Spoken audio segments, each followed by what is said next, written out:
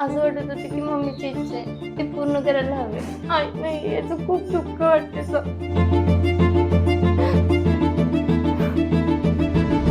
माझी Mumbai police constable या पदासाठी निवड झाली आहे. तिला खूप आनंद झाला असतो सर. खूप लोक असं म्हणले की तुझ्याकडून होणार नाही, तू एवढी बारीक आहेस, तुझ्याकडून हे शक्य नाही होणार. आपल्या इथे हर्ष अकॅडमी रवी बावडीकर सरांकडे त्यांनी माझं ऍडमिशन केलं. माझा खरं तर फीचाच प्रॉब्लेम होता आणि बावडीकर सरांनी पण खूप मदत केली. माझे पप्पा मनाली साडी दुकानात कामाला होते. म्हणजे खूप जण असे होते की आम्ही तुला पुस्तकाला पैसे देतो, तू घे. मित्रांनो, तुम्ही ध्येयाचा पाठलाग करा, यश तुमचं पाठलाग करेल. या उक्तीप्रमाणे आपल्या ईश्वरपूरमधली वेदिका संदीप डाके ही तरुणी स्पर्धा परीक्षेतून पोलीस कॉन्स्टेबल या पदापर्यंत पोहोचली आहे. आज आपण तिचा परिचय आणि तिच्या यशाचा प्रवास जाणून घेणार आहोत. तर वेदिका, आमच्या प्रेक्षकांसाठी तुझी ओळख करून दे. नमस्कार, माझं नाव वेदिका सुनीता संदीप डाके. माझी मुंबई पोलीस कॉन्स्टेबल या पदासाठी निवड झाली आहे. वेदिका, तुझं बालपण कसं होतं? म्हणजे बालपण शालेय शिक्षण आणि त्यावेळची परिस्थिती थोडक्यात सांग. माझी शाळा मालती कन्या हायस्कूल आहे तर तिथे झाली. आणि माझं बालपण असं म्हणजे म्हणजे माझे मम्मी पप्पा बस सगळं माझ्यासाठी करायचे. म्हणजे माझी बहीण मोठी आणि माझा भाऊ, त्या दोघांसाठी पण म्हणजे त्यांना त्यांची इच्छा होती म्हणजे शिकावे तसं. आता सध्या घरी कोण कोण असतं तुझ्या? माझे पप्पा, माझी बहीण, भाऊ, माझी काकी पण आहेत, त्यांची मुलगा असतो. लहानपणापासून शिक्षणाच्या बाबतीत तुझं काय स्वप्न होतं, की तू कोणत्या बाजूचं शिक्षण घ्यायचं होतं आणि ते शक्य झालं का? मी सायन्समधून पुढचं काहीतरी करणार होते. म्हणजे 11वी-12वी सायन्समधून झाली विद्या मंदिरला. आणि मी तिथून पुढे थोडी म्हणजे कुठे ॲडमिशन घ्यायचं काय म्हणजे असं माझं काहीच ठरलं नव्हतं. पण माझ्या मम्मीची इच्छा होती म्हणून मला तिने आपल्या इथे हर्ष अकॅडमी रवी बावडीकर सरांकडे त्यांनी माझं ॲडमिशन केलं. आणि अवघ्या एका महिन्यातच तिचं निधन झालं. म्हणजे हे सगळी जबाबदारी माझ्यावर पडली. मग तिची इच्छा होती की म्हणजे माझी फारशी इच्छा नव्हती, पण तिची खूप इच्छा होती की मी पोलीस बनावं. म्हणजे मी दुसरं काहीही करू शकले असते, पण तिच्या इच्छेसाठी मी हे केलं. आईच्या इच्छेसाठी तू स्पर्धा परीक्षेतून या पदापर्यंत पोहोचलीस. आता या पदावर तुला थांबायचंय की नाही पुढचं सर, अजून काय पुढचं मिळवायचंय? मी PSIची पण ते डिपार्टमेंटल एक्झाम असतात ना, त्या पण देणार आहे. आता तू हे पद स्वीकारलेस. हो. आता शालेय शिक्षण, महाविद्यालयीन आणि हे स्पर्धा परीक्षा या 3 टप्प्यांमधलं शिक्षण घेताना तुला कोणत्या अडचणी आल्या? माझा खरं तर फीचाच प्रॉब्लेम होता आणि सगळ्या म्हणजे आमचे विद्या मंदिरचे सर नागरगोजे त्यांनी पण मला म्हणजे फी माफ केली. आणि मग म्हणजे कायम फीचाच प्रॉब्लेम असायचा, पण कधी आमच्या मम्मीने पण हे केलं नाही. म्हणजे आम्हाला शिकवलं. सरांनी पण भरपूर मदत केली. बावडेकर सरांनी पण खूप मदत केली. म्हणजे जेव्हा असं वाटत होतं की काही म्हणजे करू नाही वाटत आहे, या सगळ्याचा कंटाळा आलाय किंवा खूप त्रास होतोय, पण तेव्हा सरांनी खूप मदत केली आणि सांगितलं की तू आत्ता सोडलंस तर परत काहीच म्हणजे मिळणार नाही ना आता. सरांनी खूप मला धीर दिला खरं तर. आर्थिक बाजू सांभाळताना आई वडिलांनी काय केलं होतं? माझे पप्पा मनाली साडी दुकानात कामाला होते. आता 13 वर्ष झाले त्यांना तिथं काम करत. माझी मम्मी म्हणजे इतर घरात म्हणजे घरकाम करायची. आणि आता एका ठिकाणी आता पप्पा होते ना, त्यांच्याच घरी म्हणजे त्यांच्याच घरी काम करायची. त्याची मुलं होती त्यांची, ते सांभाळायला जात होते. मुलांचा सांभाळ करायचा, लहान मुलांचा. या सगळ्या प्रवासात अशी कुठली वेळ आली का की आता नको, हे बास, थांबवावं आपण, असं तुला कधी वाटलं होतं का? वाटलेलं ना सर, की म्हणजे ग्राउंडला मला खूप लांब जायला लागायचं. पण तिथून यायचं म्हणजे खूप ओझं घेऊन म्हणजे पाठीवर वगैरे. आणि असं वाटायचं घरी आलं की काहीच काम करू नये, असं खूप जीव खरंच कंटाळायचा माझा. अक्षरशः असं काहीच म्हणजे घरी आले की काम व्हायचं नाही मला. आणि ह्यानं माझं फिजिकल वीक होतं म्हणजे या सगळ्याच्या ह्याच्यामुळं. मग लेखी माझी मी करत होते तसं. मला वेळ मिळेल तसा अभ्यास करायची मी. म्हणजे कधी असं अभ्यासासाठी वेळ आहे आणि हे केलंय. अभ्यासाची वेळ म्हणजे काढायला लागायचा वेळ मला. आणि रविवार पण माझा बाजार आणण्यात किंवा घरातली जी काही छोटी-मोठी कामं राहिलेली असतात आठवड्याभराची ते करण्यात जायचं. हं. कधी असं रविवार पण मिळायचं नाही की अभ्यास होईल असं. रविवारी पण मला गावात तिकडे जायलाच लागायचं कारण बाजारसाठी.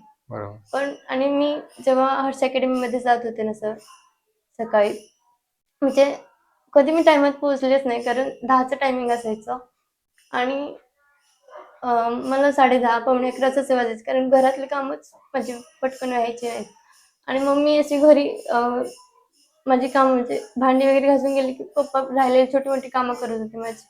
म्हणजे भांडी मांडणे किंवा लोटून काढण्याची पप्पांनी खूप मदत केली तशी. म्हणजे ते पण कामाला जायचे खरं कधी म्हटले नाही आणि खरं तर मी कधीच जे काही आपलं धान्य निवडायचं असं कधीच निवडलं नाही मी खरंच. ते सगळं पप्पा करायचे आमचे. कधी म्हणजे एवढ्या वर्ष ते 1.5 वर्षात मी कधीच ते केलं नाही. शिक्षण घेताना म्हणजे शालेय शिक्षण, महाविद्यालयीन आणि स्पर्धा परीक्षा, की अशी कधी वेळ आली की तुला काम करावं लागेल किंवा पैसे कमवावे लागतील, अशी कधी वेळ अशी आली कधी का? वेळच आली नाही सर माझ्यावर, की कधीच म्हणजे माझ्या मम्मीने पण किंवा पप्पांनी पण कधीच कामाला जा, म्हणजे कधीच अशी वेळ नाही आली आमच्यावर. म्हणजे तुला फक्त अभ्यासासाठी प्रोत्साहन दिलं त्यांनी. हां, आधीपासूनच. हं. आता एवढी परिस्थिती अशी होती माझी मम्मी वारल्यानंतर, पण तरी पण कधी पप्पा पण कधी माझे म्हणले नाही, की कामाला जा मी एकटा करतोय असं. त्यांनी एकट्याने बघितलं सगळं. मी घरातलं बघून फक्त शिकत होते. बाकी मला इतर कुठलं काम करावं नाही लागलं सर. घरातले पण खूप सपोर्टिव्ह होते. माझ्या काकूंनी पण म्हणजे मला जेवण येत नव्हतं, पण त्यांनी मला शिकवलं. मी सांगत होते मी काय विचारेल ते किंवा हं. कधी तर मदत पण करत होत्या. माझ्या आत्ती पण इथे त्यांचं कासेगाव जवळ शेनियाचं गाव आहे. त्या पण यायच्या. कधी म्हणजे मी बोलवलं तेव्हा ते येत होत्या. आता ज्यावेळेला तू ठरवलंस की आपण आईचं स्वप्न पूर्ण करायचं, त्यावेळेला जो संघर्ष होता, म्हणजे आता स्पर्धा परीक्षांचा अभ्यास, आईचं निधन, मग त्यावेळेला तुला सपोर्ट किंवा आधार कोणाचा होता? आधार असे म्हणजे आता पप्पा, काकू, आत्ती हे सगळे होते. दीदी होती माझी. हं. ती जीएनएमला सांगलीत होती. हं. मग ती आता ऑक्टोबरमध्ये आली. परीक्षेच्या आधी मला तिने खूप सपोर्ट केला, की मला काहीच काम नव्हते करून देत. खरंच 2 महिने तिनं मला काहीच नाही काम करून दिलं. त्या महिन्यात मी अभ्यास केला चांगलाच. हे सगळं करताना तुझ्यावर घरातली पण जबाबदारी होती. हो सर. म्हणजे लहान भाऊ, बहीण आणि मोठ्या बहिणीच्या कॉलेजमध्ये एकदा तू पालक म्हणून पण गेली होतीस. हो, म्हणजे काय तो झालं काय किस्सा आहे? आमचे पप्पा ना त्यांचे भाऊ वाढलेले चुलत, ते बेळगावला गेले होते. मग ते तिकडे गेले आणि मग त्यांना यायला जमणार नव्हतं आणि दीदीला पालकाला शेवट सोडणार पण नव्हते त्यांच्या कॉलेजमध्ये. मग दुसरं कोण जाणार म्हणून मग मीच गेले आणायला. पण तिथं सुद्धा गेल्यावर दीदीला असं खूप वाईट वाटलं, की तिची आणि तिथले सर पण म्हटले, की तुझी बारकी बहीण आली तुला न्यायला. पालक म्हणून आली.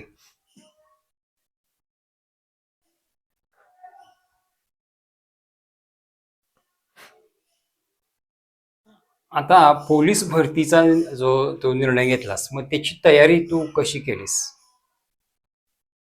मी म्हटलं तुम्हाला हर्ष अकॅडमीमध्ये गेले. सरांनी पण खूप छान शिकवलं, की सर जसं म्हणजे शिकवायचे ना, त्याच्या आधीच मी ते थोडं वाचायचे, की मग शिकवताना मला ते कळायचं. आणि माझं जीएस चांगलं होतं गणितपेक्षा. गणित काहीच चांगलं नव्हतं. पण सरांनी तर चांगलं शिकवून ते करून घेतलं. असं. आणि माझं गोळा सर अजून म्हणजे गोळा माझा जात नव्हता. कारण या सगळ्या हं. शारीरिक गोष्ट याच्यामुळं म्हणजे ताकदच नाही राहायची, की गोळा एवढा मग लास्ट लांब अंतरावर जायला पाहिजे, हां, तो जात नव्हता.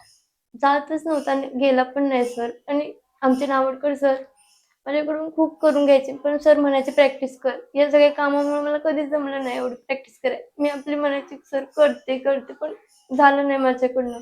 पण सरांनी खूप करून घेतलं माझ्याकडून. अभ्यासासाठी आवश्यक साहित्य किंवा पुस्तकं हे सगळं मिळवण्यासाठी काय करावं लागलं? तर मला रवी सरांनी म्हणजे तिथं देत होते ना, मग पप्पा म्हणजे पप्पांनी पण दिले पैसे थोडे. एखाद म्हणजे म्हणजे खूप जण असे होते की आम्ही तुला पुस्तकाला पैसे देतो, तू घे. हम्म. पण मला अशी वेळ नाही पडली. मी आपले पप्पांकडे जेवढं कधी असतील तेव्हा मी घेत होते, असं काही नाही. प्रवासादरम्यान असं तुला एकदा वाटलं असेल की बाबा आपल्याला अपयश येते, मग आपण थांबूया, असं कधी झालं का? मला असं वाटलं होतं की ते सगळं सोडून द्यावं, कारण आपल्याकडनं होत नाही. आपल्याला खूप त्रास होतोय या जगाचा. पण असं वाटत होतं की मम्मीची इच्छा आहे, ती पूर्ण करायला हवी. जर मी केलं तर तिचं नाव मोठं होईल. आणि आज ते झालंय तर मला म्हणजे हे सगळं मिळालंय आणि आता आई नाहीये. नाही, याचं खूप दुःख वाटते सर.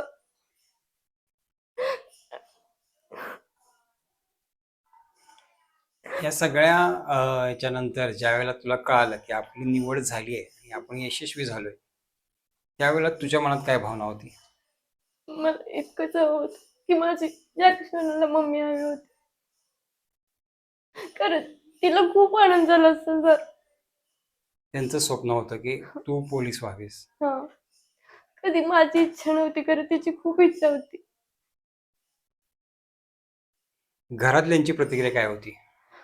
घरातले खूप खुश होते. म्हणजे रिझल्ट लागला म्हणजे ह्याच्या आधीपासून विचारत होते कधी लागणार, कधी लागणार. लागत नव्हते लोक, पण लागला तेव्हा सगळेच खूप खुश होते.